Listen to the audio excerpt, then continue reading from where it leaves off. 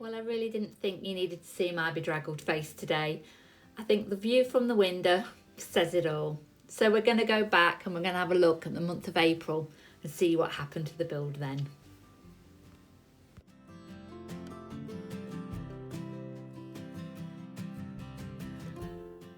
I've always been very grateful to my builders, Tony Skinner and Sons, because they were booked up for a good year in advance, and I was very grateful for them to just come and fit me in whenever they could. So Easter weekend came, I'm just sharing some of my farmers market flowers. I was working for Poacher Cheese at the time and getting up at 3:30 to go off to the farmers markets. When I come back and when I got enough energy, back up the scaffold and start work on the King Post trusses, this time oiling them. And how beautiful does the pitch pine look when it's oiled? And it was worth all the scariness of being up the ladder again. But yes, it was a great thing to do. Even though I perhaps realised later it's a thing to do once your windows are in and the birds can't get in. But for now, they're looking very beautiful and very clean.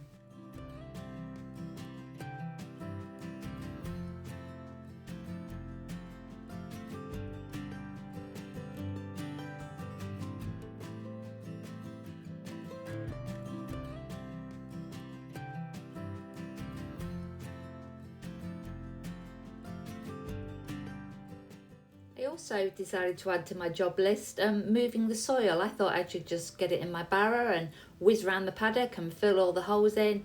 I didn't realise just how much there was with my tiny little barrow. So every day I set myself a goal to do 8 barrow loads. And I must admit, it didn't even look like I'd touched it half the time. But little by little, the holes in the paddock started to get filled.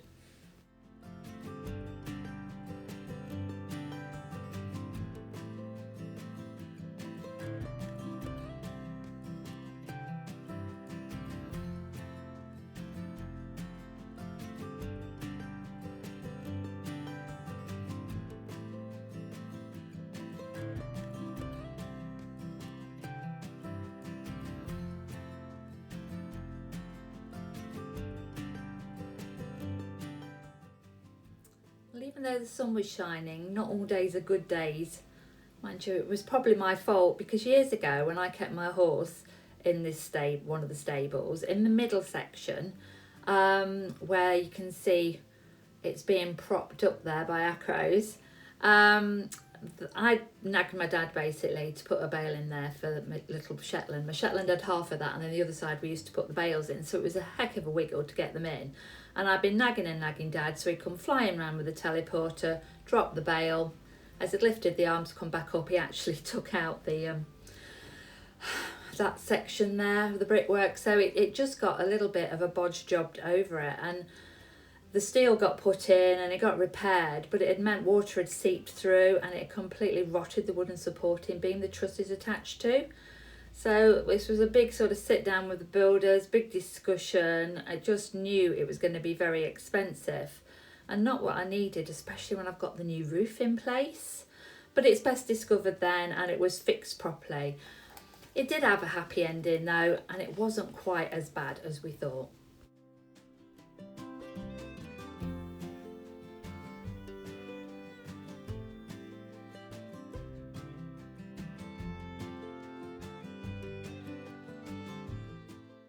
The windows actually had plinth bricks for sills. You can see the little bricks along the bottom there, which helped the runoff of the water. And the other thing that I wanted, that was one of the things I wanted to keep, but again, all the openings where they'd had that curved, the bull noses, the bricks that curved round at the sides, it was the builder's idea to actually set back the pieces they were actually bricking up with, so it still showed where all the openings had been originally. And as I didn't really understand what they meant, if I'm really honest, to begin with, but once I started to see it going in and how beautiful it meant, it could have been so easy to take those out and just block the whole of the front in one long flat run. But I am so grateful for them to taking the time to explain to me and showing me what could be possible.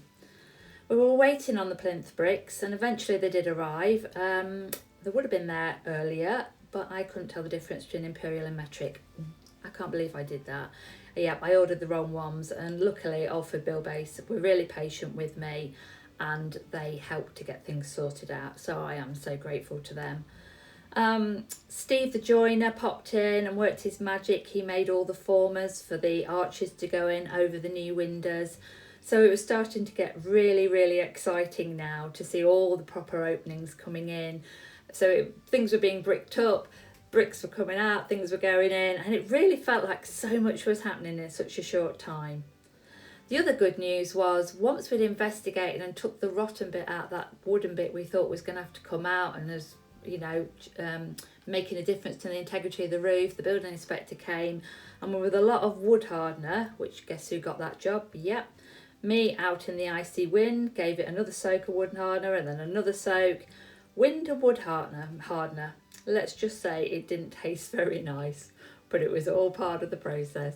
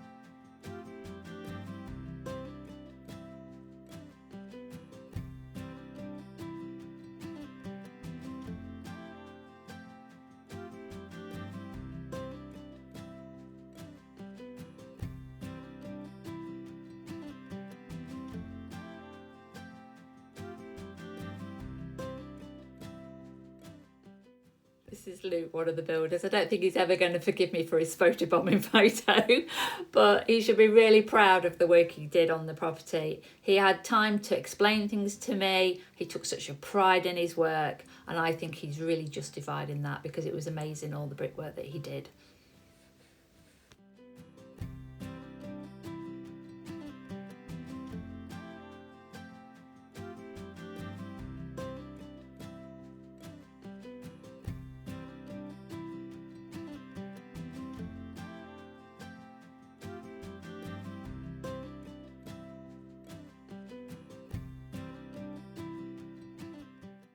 So what a difference that's made when you see the kitchen diner opened up like that and the light and the king post trusses done.